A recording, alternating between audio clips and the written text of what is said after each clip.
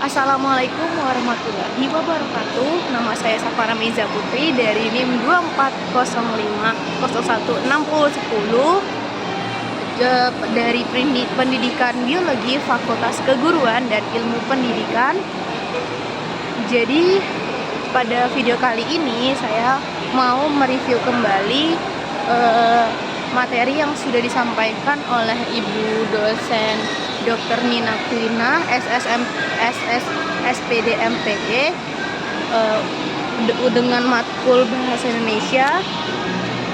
Jadi, tapi sebelum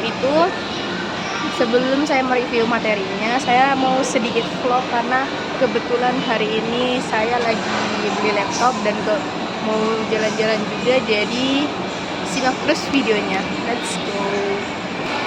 Nah, jadi ini sekarang kita mau makan dulu sebelum mereview materinya agar ya lebih semangat aja, nggak? Ya kan? Kita mau makan di mana? Di Solaria. Di Solaria tuh kayak enak banget nasi gorengnya, gila. Ibu harus.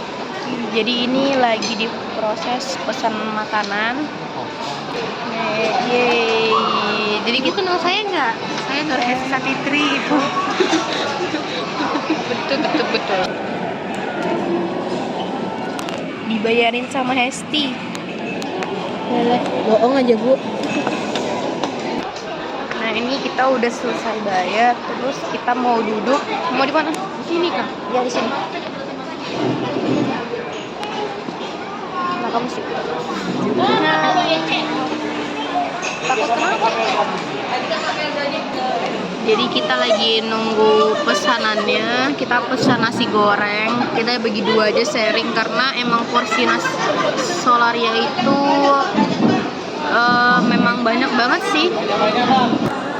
Nah, ngomong-ngomong, dari tadi kita nge-vlog, kita kan berbicara menggunakan bahasa Indonesia. Kalian tahu nggak sih bahasa Indonesia itu dulu awalnya adalah bahasa Melayu. Nah, kenapa bahasa Melayu itu bisa diangkat menjadi bahasa Indonesia? Karena semua suku itu menerima, dan dia tuh juga menjadi bahasa lingua franca dan juga bahasa perantara pada saat perdagangan pada zaman dahulu. Terus juga sistem perdagangannya itu juga sistem bahasanya itu sederhana gitu, jadi kayak gampang dipelajari. Terus juga kenapa dibilang semua suku itu menerima, karena dulu itu bahasa Melayu dipakai se-Asia Tenggara, maka dari itu jangkauannya lebih luas. Nah, peresmian bahasa Indonesia ini pada Sumpah Pemuda tanggal 28 Oktober 1928. Nah, fungsi bahasa Indonesia sebagai nasional sendiri itu dia sebagai lambang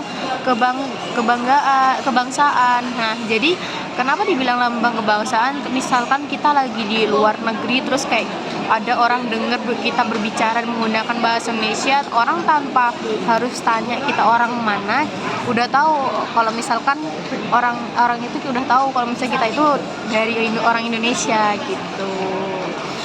Nah, terus dia juga menjadi alat penghubung masyarakat antar daerah. Nah, kenapa antar daerah itu harus menggunakan bahasa Indonesia? Karena meminimalisir terjadinya kesalahpahaman. Kan Indonesia itu kan banyak banget budaya-budayanya, terus otomatis bahasa daerahnya juga semakin beragam. Nah, cara untuk pokoknya untuk menghubungkan antara masyarakat lain dengan masyarakat yang pastinya berbeda bahasa itu bisa menggunakan bahasa Indonesia, satu bahasa gitu, biar meminimalisir terjadinya kesalahpahaman. Nah, terus itu juga sebagai identitas nasional, sama kayak udah dijelasin tadi. Jadi kayak orang dari luar negeri udah nggak asing, tanpa harus tanya kita dari daerah mana, tapi udah tahu gitu kita dari mana, seperti itu. guys, sebagai bahasa resmi kenegaraan, dia bahasa pengantar akademik. Nah, pasti guru-guru itu mengajar menggunakan bahasa Indonesia. Pasti ada juga yang menggunakan bahasa daerah, walaupun nggak full juga bahasa daerah kan pastinya. Nah, itu juga salah satu contohnya. Dan yang kedua, alat penghubung tingkat nasional. Makanya jadi kayak pada ranah pemerintahan juga pasti menggunakan bahasa Indonesia, dan juga sebagai alat pengembangan kebudayaan dan juga. Sekian dari review materi dari saya Safana Miza Putri, mengucapkan terima kasih udah menonton sampai ujung, udah sampai nonton sampai akhir. Izin pamit, wassalamualaikum warahmatullahi wabarakatuh.